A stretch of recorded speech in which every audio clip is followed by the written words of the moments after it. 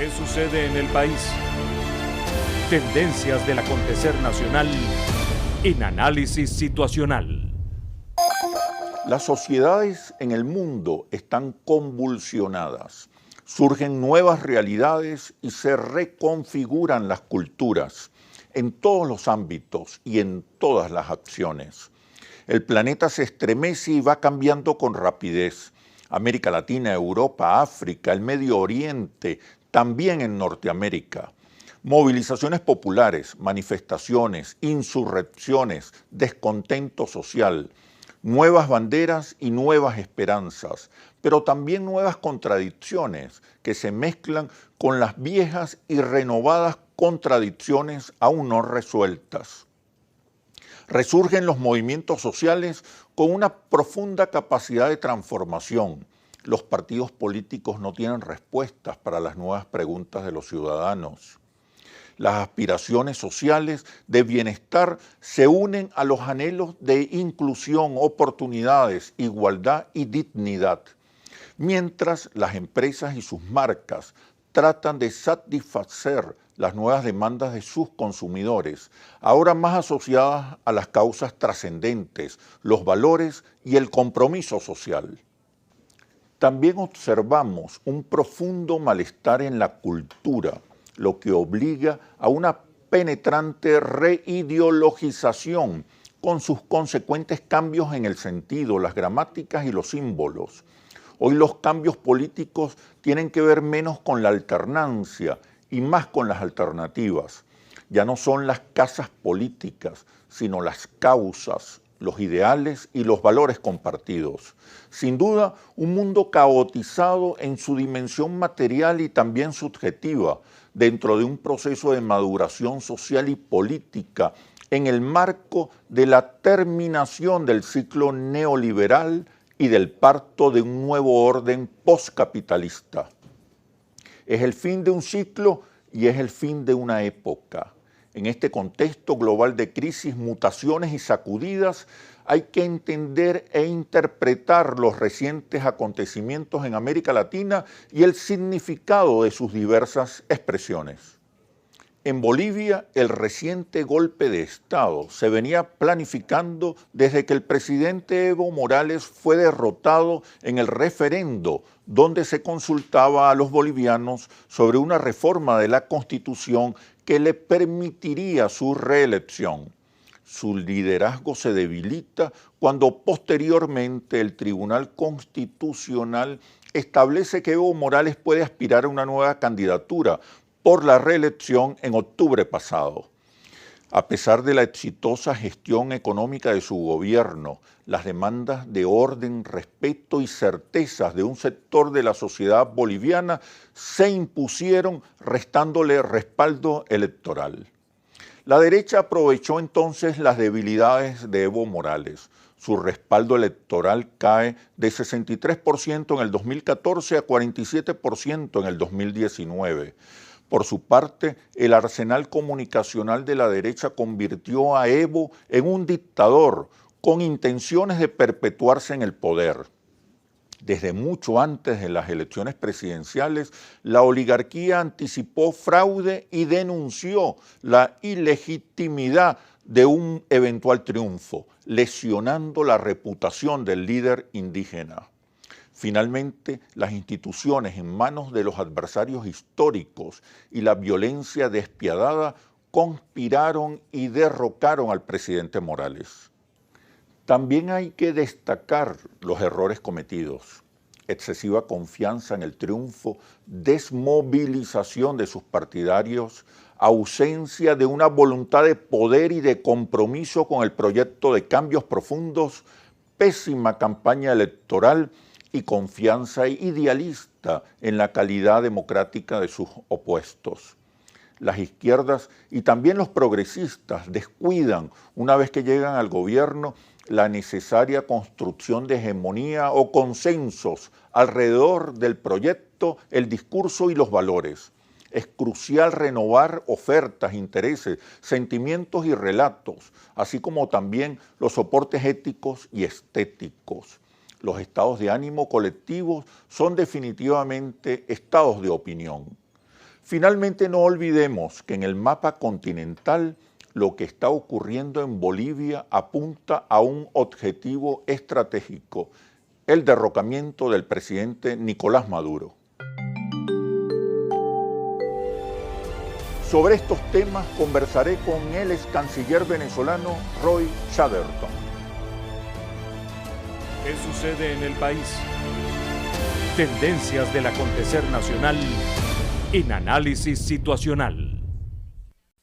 ¿Qué sucede en el país? Tendencias del acontecer nacional en análisis situacional. Hoy nos acompaña Roy Chatterton Matos, ex canciller de la República, ex embajador, actual director de la Academia Diplomática. Bienvenido, Roy, ¿cómo estás? Bien, Oscar, muchas gracias. Las sociedades están convulsionadas. Hay un dinamismo intenso de norte a sur, de izquierda a derecha. En el caso latinoamericano resulta significativa las crisis políticas en Bolivia y las crisis políticas también en Chile, con gobiernos de izquierda uno y gobiernos de derecha el otro. ¿Qué está pasando en América Latina? ¿Cuáles podrían ser las líneas gruesas que nos permitan entender este momento? Esa descripción de norte a sur y de izquierda a derecha me hace pensar en tiempos de crucifixión. O de resurrección. Allá iba. Yo soy un creyente y yo creo en la capacidad de recuperación y en la resurrección también, porque es un fenómeno que debe darse ante este escenario de acontecimientos espantosos, de dislocación, pero también de procura de oxígeno, de luz, de avances, transformaciones, de ascenso. Y eso es lo que me da a mí personalmente una gran esperanza de que si seguimos un planteamiento positivo en medio de todo este desastre, esta maraña que se nos viene encima, podemos salir de ello y con atisbos y espectáculos por venir de justicia social, de equilibrio, de estabilidad en las sociedades. Es el fin del ciclo neoliberal. Los pueblos no aceptan programas fondomonetaristas. Hay una demanda de igualdad, sí, de justicia muy fuerte, muy intensa y yo creo que definitiva, y que tiene como protagonistas esta vez a los movimientos sociales principalmente, y no tanto a los partidos políticos. Me hace recordar una experiencia que yo puedo haber vivido como espectador o como testigo, hasta de manera tangencial podría decirle, que es el nacimiento del neoliberalismo en nuestro país. Eso ocurrió en la Universidad Católica Andrés Bello en la segunda mitad de los años 60, cuando un cura jesuita, el padre Pernó, regresó de Roma como trayendo las tablas de la ley, que era la ley neoliberal, y que produjo grandes debates. Y ahí hay una enseñanza social muy importante. El padre Pernó, que era un neoliberal, según entiendo, muy convencido, el profesor de economía de la UCAP, se fue a vivir con los pobres. Eso en lenguaje cristiano y político se llama testimonio. Y el Copey se fue hacia el mundo neoliberal. Incluso tuvo oportunidad de poner en práctica pensamientos o ideas neoliberales. Y bueno, sí se fue expandiendo por todo el continente porque nuestro país ha sido más que pionero en... ¿Qué estamos irradiando desde la Revolución Bolivariana? Estamos irradiando, sí, la influencia, la sensibilidad social, pero ahora en serio, el riesgoso compromiso con los pobres, porque no es el hecho de que sean pobres, es que son los excluidos, son los maltratados, son los despreciados que se están levantando Y en unas partes, como en Venezuela, se está produciendo una efervescencia social muy importante, o como en Chile, que también se está reproduciendo la efervescencia en un país donde hasta hace poco la palabra constituyente era como una maldición, especialmente para la ultraderecha, y ahora está en las calles.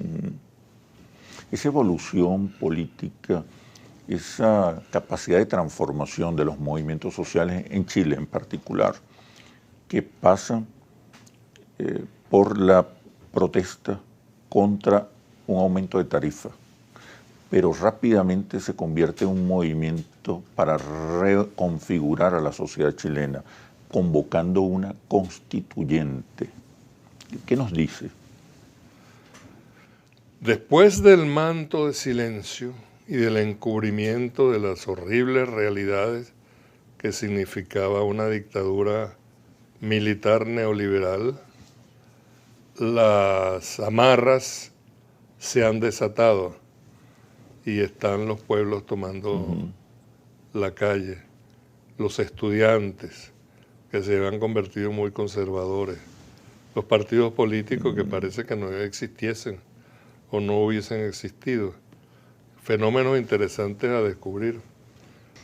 Estos sacudones, estas movilizaciones de diferentes signos, el caso boliviano, el caso chileno, los avances electorales de los progresistas y de izquierda en Colombia, la crisis en Ecuador y en Perú, la consolidación, por lo menos en esta etapa de la Revolución Bolivariana. ¿Qué es lo que está irradiando la Revolución Bolivariana que la convierte en el objetivo estratégico de los Estados Unidos, para su derrocamiento, por supuesto? Y también quiero que abordemos en el siguiente segmento el tema de las ideologías y de los partidos políticos. Hay también un malestar cultural en las sociedades de hoy. Ya venimos. ¿Qué sucede en el país? Tendencias del acontecer nacional en análisis situacional. ¿Qué sucede en el país? Tendencias del acontecer nacional en análisis situacional. Roy Chatterton, ex canciller de la República.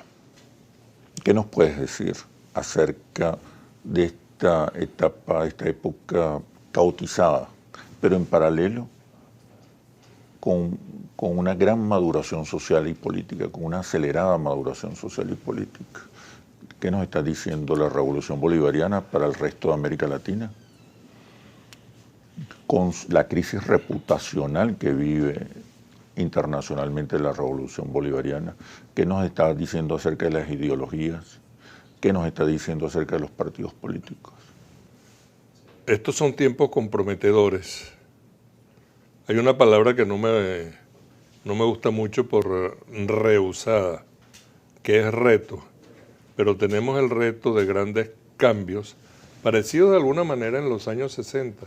En los 60 hubo brotes de pensamiento democrático y de ideología democrática y de participación. No usábamos tanto la palabra participación, pero comenzamos a participar en procesos democráticos cuando los regímenes militares se fueron derrumbando a lo largo de América Latina y empezaron a surgir gobiernos de origen democrático. Pero hay que tener cuidado con lo de militar. Y aquí quiero decir algo que a lo mejor a algunos no les va a gustar, pero también aparecieron corrientes democráticas militares y militaristas, como el caso de Jacobo Arbenz, como el caso de Juan Domingo Perón. Velasco, ¿no? ¿Ah? Velasco Alvarado, un poquito más adelante, hacia los 70, pero manifestaciones de que la rebelión también andaba en la procesión de sectores militares. Esto lo digo porque hay que evitar los lugares comunes. Claro. Yo lo llamo el lugar comunismo. Entonces, Aparecieron militares repudiables, pero aparecieron militares heroicos, mártires o influyentes. Y no estoy hablando solamente de las guerrillas, que evidentemente de hecho son militares porque su actividad era militar y política, pero transformadores sociales también. Y esos tiempos están comenzando a repetirse luego de los fracasos, incluso podríamos decir, de algunos regímenes progresistas. El caso de Allende en Chile, que fue ejemplar. Allende dio testimonio de su fe y de su convicción hasta el último momento. Y quedó impregnado entre nosotros. Y Allende está resurgiendo, está resucitando. Como Víctor Jara. ¿Por qué las multitudes tienen capacidad para cantar de memoria las canciones de Víctor Jara? Muy simple. En la clandestinidad y recogimiento de sus hogares, con sus padres o con sus abuelos, las aprendieron. O los tenían en disquitos, inclusive esos ya hoy son pavosos discos de 45. ¿En estos procesos ha influido la Revolución Bolivariana? ¿Qué crees? Porque ahí las demandas van más allá de la reducción de la pobreza.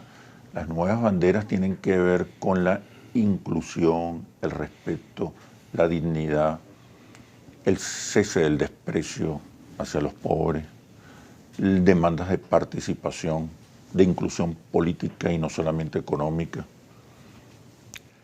Claro que tienen que ver con la Revolución Bolivariana, inclusive con nuestro lenguaje. Si tú dices exclusión o participación, enseguida piensas en la Revolución Bolivariana. A pesar de la crisis reputacional que vive hoy la Revolución Bolivariana, sí, pocos líderes en América Latina se quieren retratar. Hay un problema allí que debemos revisar, que es el tema mediático. Discursivo, simbólico. Nosotros hemos cedido espacio a la dictadura mediática. No hemos tenido la capacidad, o no hemos tenido la voluntad, sí, pero somos como reacios a pronunciarnos sobre el tema mediático, de la dictadura mediática, especialmente e inexplicable cuando a lo largo de los años, después del golpe del 2002, y podríamos haber tomado algunas medidas, no lo hicimos. Y los dictadores mediáticos, que nadie sabe quiénes son, tú sí lo sabes, yo sí lo sé, porque somos gente más o menos leída. Ellos andan con impunidad, ellos y sus vasallos, soldados, guerreros, gladiadores, como los quieras llamar. Son gente que todos los días incursa en los cerebros de todo el mundo, de esos que llaman los usuarios. Y eso incluye a los latinoamericanos, pero también a los norteamericanos. Y se me olvida ahí algo a lo cual no le hemos prestado atención, y es el poder mediático expresado a través de los órganos empresas de publicidad, porque no todos son los que proyectan las ideas, también los que las conciben. De eso no se habla. Las consecuencias están acá. El caso boliviano arroja algunas enseñanzas importantes. Creo que no hubo la suficiente voluntad de poder, el suficiente compromiso con el proyecto, la necesaria profundización de los cambios. Entonces, en el caso de Bolivia tenías un país donde las instituciones seguían en manos de adversarios históricos. Los medios de comunicación seguían siendo un poder político fundamental, a diferencia de Venezuela, donde ha habido una voluntad de poder, un compromiso profundo con el proyecto, y donde se ha asegurado un cambio en las correlaciones de fuerzas institucionales, y donde hay una mayor influencia por parte de la revolución en los movimientos sociales. ¿A qué se debe estas diferencias, sobre todo en el caso boliviano, que siempre fue un aliado fundamental de la revolución bolivariana? ¿Qué pasó con el liderazgo? Mira, es difícil citarlo sin herir. Claro. Y yo no quiero herir. No pero se trata tampoco de hacer leña del árbol caído, ¿no? Exactamente. Pero tenemos que ser suficientemente honestos en el diagnóstico, en la comprensión de la coyuntura, de los ciclos, de las oportunidades, de la emocionalidad. Tenemos 3 ejemplos que saltan a la mente de inmediato. Cada uno a su manera, cada uno a su estilo, sobre la necesidad de el ejercicio del carácter en el cumplimiento de las funciones públicas y del compromiso social. Yo diría fácilmente Chávez, Maduro y Diosdado. Que no se dejan llevar por los acontecimientos que otros quieran imponerles. Y que no dejan pasar una, que es una expresión venezolana que a mí me gusta mucho. Exacto. Ninguno de los 3 en su momento, en su tiempo o en sus actuales compromisos deja pasar una. Exacto. En otras partes hay como una fragilidad que no puede ser bienvenida. Sí. Porque te puede arrastrar y convertirte tú mismo en propiciador de una lucha. El papel de los partidos políticos, en algunos casos, en algunos episodios, observamos los movimientos sociales emergentes, transformando, con una gran capacidad de transformación, con una gran capacidad de renovación estratégica, y los partidos políticos al margen. ¿Qué está pasando? ¿Será que los partidos políticos perdieron su vocación ideológica y se han convertido solo en maquinarias electorales, y eso les ha restado conexión con la sociedad? Tienes toda la razón. Digamos que son maquinarias productoras de líderes irrelevantes.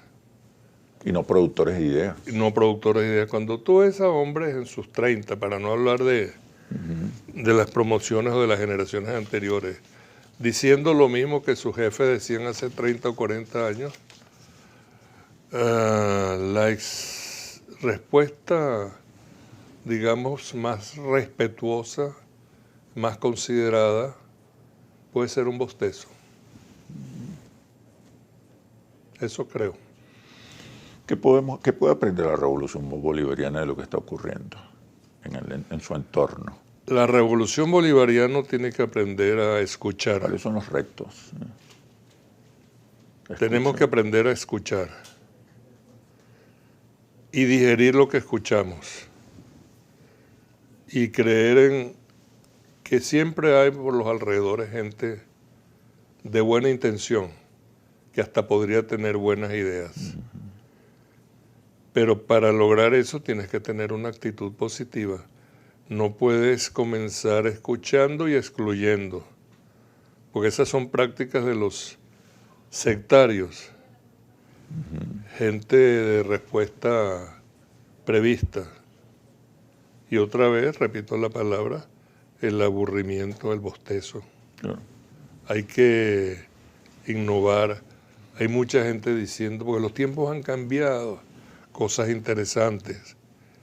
Y la producción de buenas ideas no está solamente del lado de la revolución. No, además, yo añadiría que no es suficiente cohesionar a las instituciones, tener una presencia importante en las calles. Hay que construir hegemonía, es decir, construir consensos, establecer alianzas, pero a partir de los consensos. Creo que ahí hay un reto fundamental para la revolución bolivariana. Ahora quisiera abordar contigo el impacto que están teniendo estos sucesos, sobre todo el caso particular de Bolivia, que es muy cercano, sobre la situación política, sobre el diálogo, por ejemplo. ¿Qué impacto puede tener sobre el diálogo, sobre la correlación de fuerzas, sobre las movilizaciones en Venezuela? Pero me respondes después de los comerciales, por favor. Ya venimos. ¿Qué sucede en el país?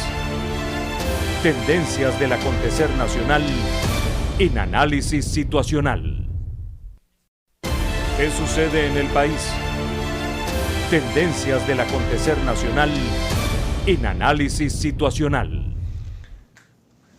Te preguntaba, Roy, sobre el impacto que pueden tener estos acontecimientos en América Latina, particularmente lo que ocurrió en Bolivia, sobre la correlación de fuerzas, las movilizaciones, las posiciones políticas en Venezuela. Yo creo que debemos atrincherarnos. Suena como provocador y hasta irracional mi respuesta, pero esto tiene un sentido. Lo primero que vamos a pensar es el cuento aquel de las barbas del vecino. Claro.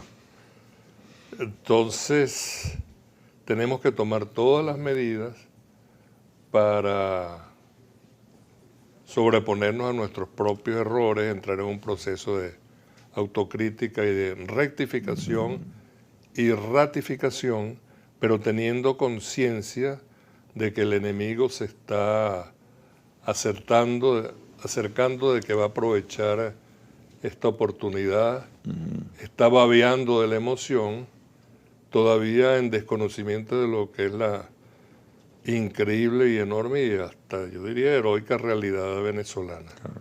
Y la influencia boliviana hoy, como ayer, ha sido muy relativa sobre lo que ocurre en el resto del continente. Sí, aparte de que nosotros hemos sido bien influyentes sobre la realidad Ha sido más bien al contrario. boliviana y de todo el continente. No Venezuela es un país indicador, yo usaría esa palabra un poco. Por eso lo hace un abusiva. objetivo estratégico, Sí. un objetivo de guerra. Y además lo voy a decir Estratégico. con una gran vulgaridad porque tenemos real. Sí. Mira, el impacto sobre el diálogo, porque como tú dices, se radicalizan las posiciones. La revolución se cohesiona frente a la amenaza, ahí evidente, pero a la oposición también recibe una brisa fresca porque sueña con emular el derrocamiento de Evo Morales aquí en Venezuela. Entonces se radicalizan las posiciones, ninguno de los dos estaría dispuesto a ceder y eso puede entorpecer el diálogo. ¿Qué crees? No puedo anticipar los resultados, pero creo que podría ralentizar, es una palabrita Ralentizar, sí. que se usa poco, Podría demorar. o podría demorar un poco los procesos, pero debemos tener nuestra reserva de huracán, de fuerza eólica, para atender las brisitas. Quizás las brisitas les pueda llevar un poco de frescura o de alivio a quienes están tratando de arrancar en una nueva arremetida. No les va a ser fácil. Yo les recomendaría a mis autoridades algo que ya tienen que estar presente porque al que no conozco lo imagino. Y es tomar las precauciones para el 16 de noviembre. ¿Qué crees que pueda ocurrir? ¿Cuáles son los escenarios? Cualquier locura, Puede haber, ¿no? sí, pero hay que estar preparados. Porque aparte de los locos tenemos a los pensadores o estrategas incompetentes que creen, bueno, vamos a darle una oportunidad, no a la paz, como la canción de John Lennon, sino a los acontecimientos. Y de pronto, para decirlo en lenguaje anticuado, alguno que otro se decide a tirar la parada. Y tirar la parada puede ser cometer un acto de locura para ver si esta vez sí la pegan. No la han pegado mucho por la voluntad popular y no la seguirán pegando. Quizás pretenden algo para reflotar el liderazgo muy disminuido, que nunca lo hubo realmente, nunca hubo liderazgo. El liderazgo muy disminuido de Guaidó frente a la elección del nuevo presidente de la Asamblea Nacional en el 5 de enero. Me faltan los intríngulis de lo que se está discutiendo dentro de la oposición. Son muchas las versiones que llegan, pero la oposición pareciera dirigida por un colectivo chimbo.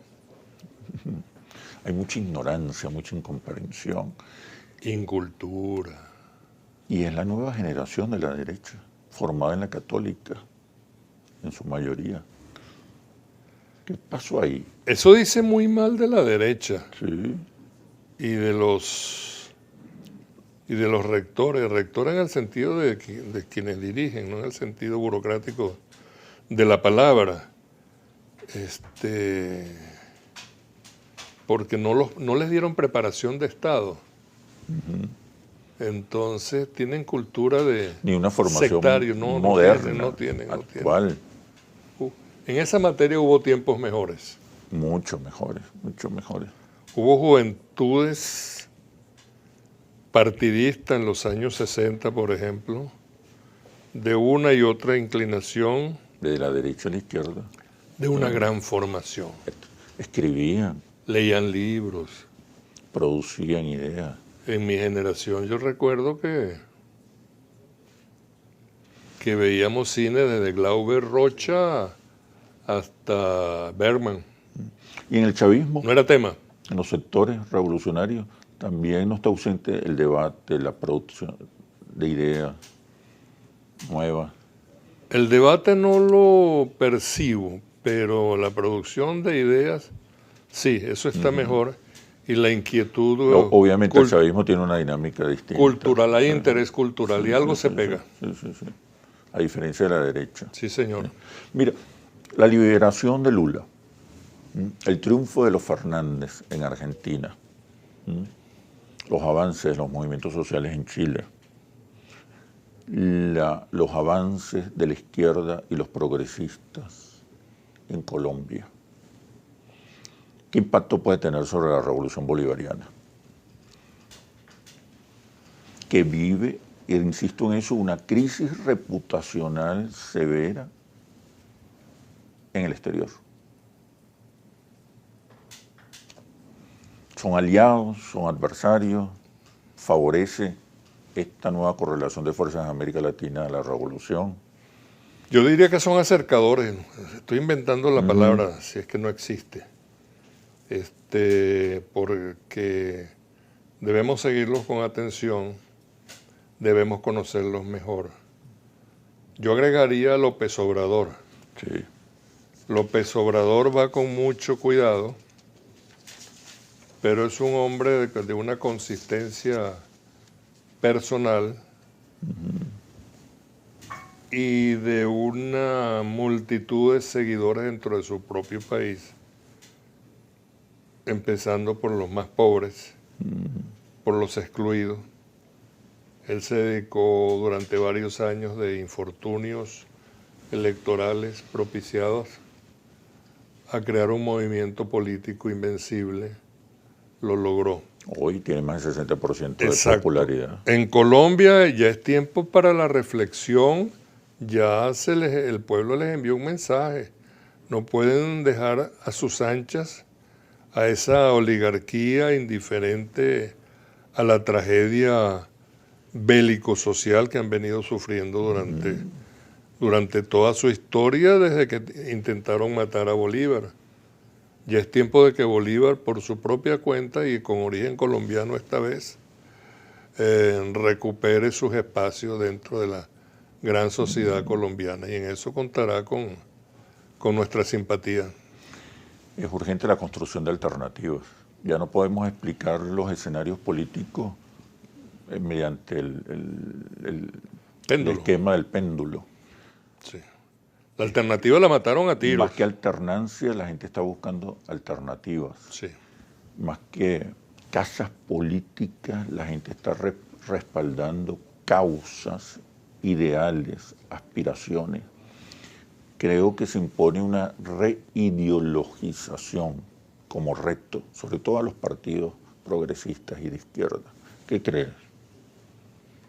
Yo te una respondería reinvención. con una expresión muy simple. Gaitán vuelve. ¿Qué significa eso? Colombia es un país productor de ideas, es un país de intelectuales, de gente culta y leída. Pero mucha de esa gente ha sido colocada a un lado del camino, o excluida o disminuida. Y ya es hora que la intelectualidad superior de Colombia, dentro de su propia sociedad, pueda producir resultados, en este caso concreto electorales, ¿por qué no? Empezar a ganar gobernaciones, tomar el Congreso y sobre todo borrar el escepticismo que han sufrido ante el arrollamiento que ha hecho la clase dirigente y oligárquica de ese sufrido país. Lo que parece cierto es que no basta con reducir la pobreza. En el caso de Bolivia, por ejemplo, los pueblos están exigiendo igualdad, oportunidades, inclusión, cese del desprecio. Son banderas importantes. Las banderas de bienestar se mezclan con las banderas de inclusión. Eso exige una nueva producción ideológica. Y la revolución bolivariana tiene allí un papel fundamental. ¿Qué cree? Que sí. Tan simple como esa respuesta. La revolución bolivariana ha producido ideas. Y aún con la crisis reputacional sigue siendo un factor influyente. Por eso es un objetivo estratégico. Crisis reputacional o no, puede producir resultados, porque se nos escucha,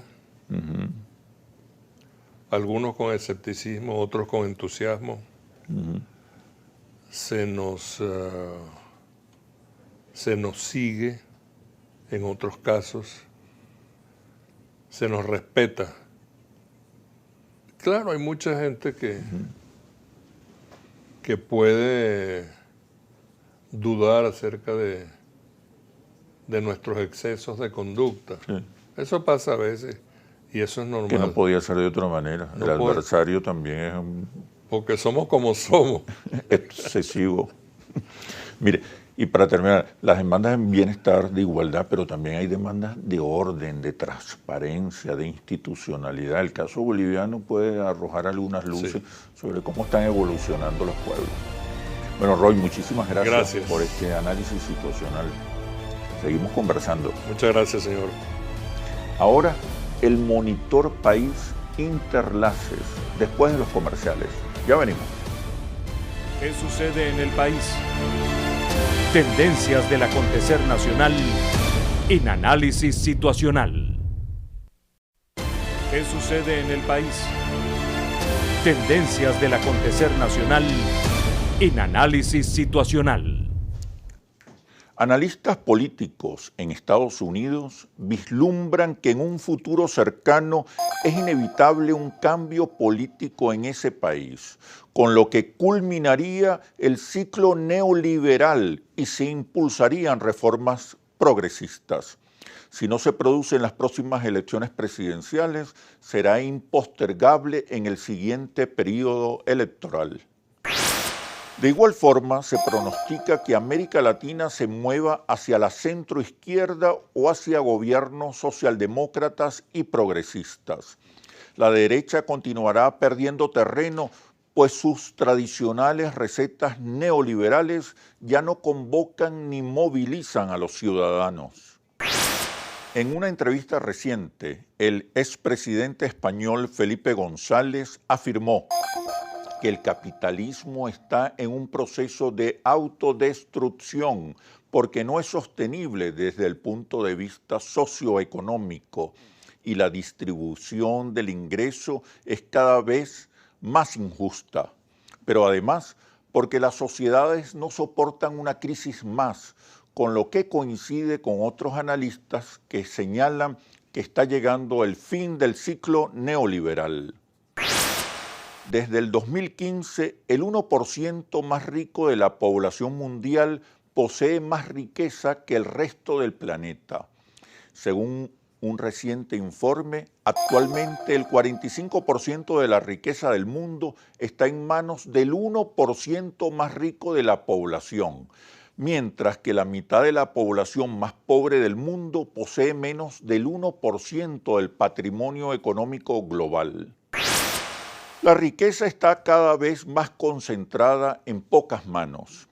En el 2017, unas 43 personas tenían la misma riqueza que 3.800 millones de personas.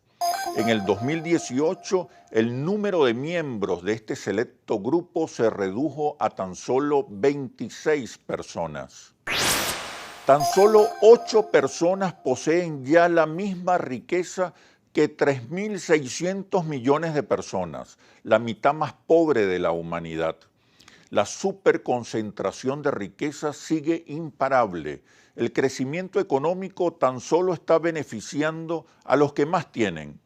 La razón de la alta concentración de la riqueza en unos pocos y el aumento del número de pobres es clara. Las políticas económicas neoliberales que han favorecido a los capitales en detrimento de las mayorías. Los más importantes pensadores de la economía han planteado en sus últimos estudios una vuelta al Estado, la ideología y la política frente a las nuevas realidades económicas globales y en oposición a los modelos economicistas, donde predomina el imperio del mercado frente a la disminución del papel del Estado. No se trata de acentuar el antagonismo entre el Estado y el capital. Todo lo contrario, se trata de forjar una alianza transparente donde el Estado conduce la economía gobernando con el mercado y el capital asume un mayor compromiso social.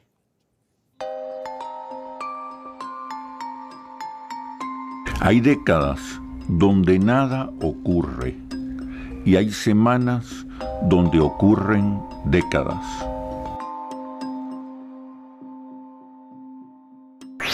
Venezuela es de todos y la construimos entre todos.